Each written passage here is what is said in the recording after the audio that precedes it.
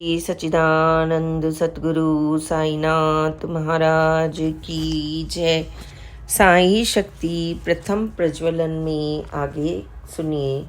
यूं तो शिरडी शताब्दियों से बसा हुआ था और गांव के इतिहास में अब तक कोई बड़ा परिवर्तन घटित नहीं हुआ था, लेकिन उस तपस्वी किशोर ने साधारण से प्रतीत होने वाले गांव में श्रद्धा का बीज वपन कर नए भविष्य का सृजन कर दिया था। ग्रामवासियों के लिए यह पुण्योदय पर्व था। उस किशोर ने एक ऐसे बहुमूल्य खजाने की चाबी उन्हें सौंप दी थी जो न जाने कितने वर्षों से उनकी अपनी जमीन में दबा छिपा पड़ा था और किसी को भी इसकी खबर नहीं थी। इस नवोन्मेषण के बाद गांव में किशोर के प्रति श्रद्धा भाव विकसित होने लगा। ग्रामवासी उस किशोर में पुण्यात्मा और साधक की छवि देखने लगे और उसके दर्शन से अपकृत होने लगे। यह शिरडी में आस्था की एक नई ज्योति का प्रज्वलन था।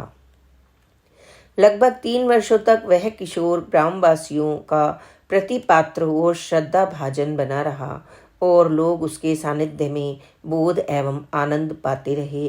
फिर जाने क्या सोच के उस किशोर ने अकस्मात ही शिरडी को छोड़ देने का निर्णय किया और एक रात वह बिना किसी को कुछ भी बताए चुपचाप शिरडी से प्रस्थान कर गया। वह गांव से कब निकला और किस दिशा में गया, इसकी खबर किसी को भी नहीं लगी।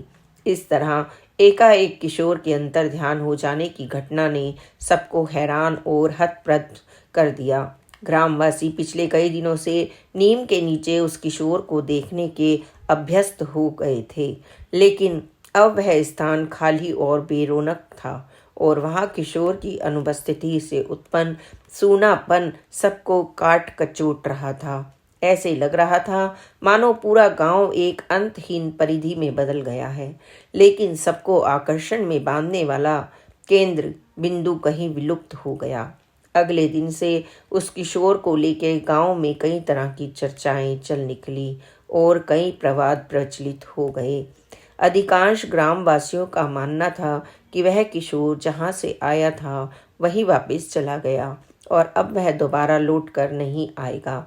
कुछ लोग, विशेष रूप से शिरडी के वृद्ध स्त्री पुरुषों का तो अटूट विश्वास था कि वह किशोर इस तरह गांव छोड़कर नहीं जा सकता और एक न एक दिन वह लौटकर वापस जरूर आएगा।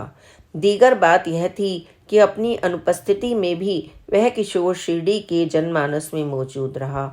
उसके गांव से चले जाने के बाद भी उसकी याद नहीं मिट पाई थी और लोग चाहे अनचाहे और जब तक उसके बारे में ही चर्चा कर लिया करते थे। किशोर उम्र के बाबा शिरडी से निकलकर कहाँ गए होंगे और क्या करते होंगे, यह सब कुछ अज्ञात है। बाबा ने अपने देह काल में इस अवधि को लेकर कभी कोई चर्चा नहीं की। माना जाता है कि यह रहस्यमय अवधि लगभग 1 वर्ष की तो रही ही होगी। यह तो तय है कि इस दौरान बाबा एकदम विचार शून्य और निष्क्रिय तो नहीं रहे होंगे। यह जिज्ञासा व्याकुल करती है कि शिरडी में बिताए छोटे से कालखंड में ने उनके मन मस्तिष्क पर क्या प्रभाव डाला होगा और उन्होंने अपने भावी जीवन के बारे में क्या सोच विचार किया होगा और क्या संकल्प लिए होंगे। संसार में रहकर परमार्थ को जीना और देह में रहकर दिव्य को साधना क्या कोई सहज सरल कार्य है? इसके लिए अशेष तपस्या की आवश्यकता पड़ती है। असंभव है इस अवधि के दौरान किशोर बाबा ने अपने तन मन को त्याग, वैराग्य और साधना की प्रखर आँच में तपाने का कार्य किया हो। यह भी संभव है कि ये दिन उन्होंने अपने गुरु के सानिध्य में बिताए हों, उनसे साधना का उपसंहार मंत्र प्राप्त करने और उनसे दीक्षांत आशीष ग्रहण करने के लिए। यह भी संभव है कि उन्होंने इस अवधि के दौरान केवल एकांत सेवन किया हो और आत्मचिंतन के साथ अपने भावी जीवन की रूपरेखा तय की हो। जो भी हो, इस बारे में मात्र कयास लगाए जा सकते हैं और कयास अज्ञात को अनुमान का बाना पहना देना भर है, इससे अधिक नहीं। बाबा के जीवन की यह अवधि रहस्यमय जरूर है, लेकिन महत्वहीन नहीं, क्योंकि इसके 1 वर्ष बाद ही वे सार्वजनिक रूप से फिर प्रकट हुए थे। इस बार अवतरण स्थल था तत्कालीन निज़ाम स्टेट का औरंगाबाद का जिला और वर्ष था 1858 के लगभग। लेकिन इस बार वे किशोर तपस्वी नहीं, युवा फकीर के वेश में थे। सिर पर टोपी, तन पर कुर्ता और धोती और हाथ में सटका लिए वे औरंगाबाद शहर की मुख्य बसावट के करीब 8-9 मील दूर सघन पेड़ों से घिरे एक शांत निर्जन वन क्षेत्र में आम वृक्ष के तने से पीठ टिकाए विश्राम मुद्रा में बैठे थे। उनके आसपास कोई नहीं था। चारों ओर गहन शांति और निस्तब्धता छाई थी। उस सुनसान परिवेश में युवा फकीर अपनी ही धुन में खोए हुए बैठे थे कि अचानक उनकी दृष्टि सामने की एक पगडंडी से गुजरते हुए एक राहगीर पर पड़ी, जो घोड़े की जीन को पीठ पर लटकाए थके कदमों से चलता हुआ औरंगाबाद की तरफ जा रहा था। उसका मन तनाव के बोझ से भारी था और माथे पर चिंता की लकीरें साफ पड़ी जा सकती थीं।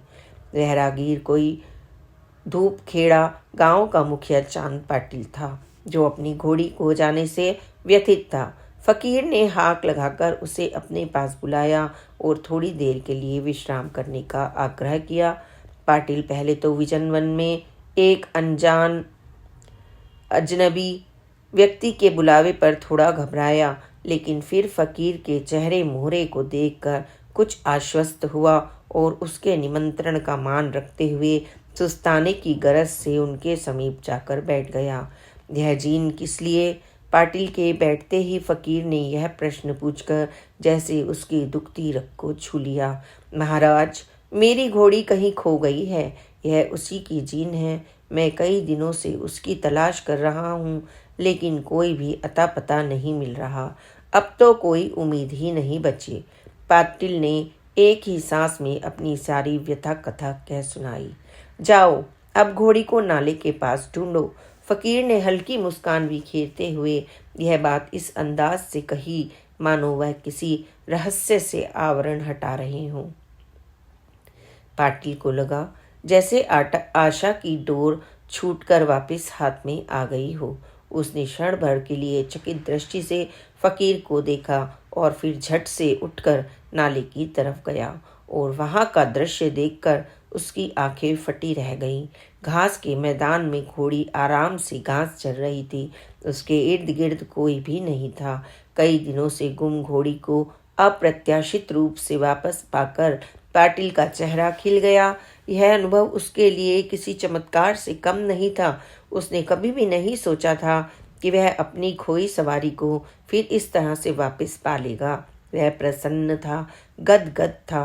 वह घोड़ी लेकर वापस आम वृक्ष के समीप आया और अभिभूत कृतज्ञता के साथ फकीर को प्रणाम किया। श्री सच्चिदानंद सतगुरु साईनाथ महाराज की जय। Please like, subscribe and share this channel. Om Sai Ram, जय साई राम, ओम साई राम।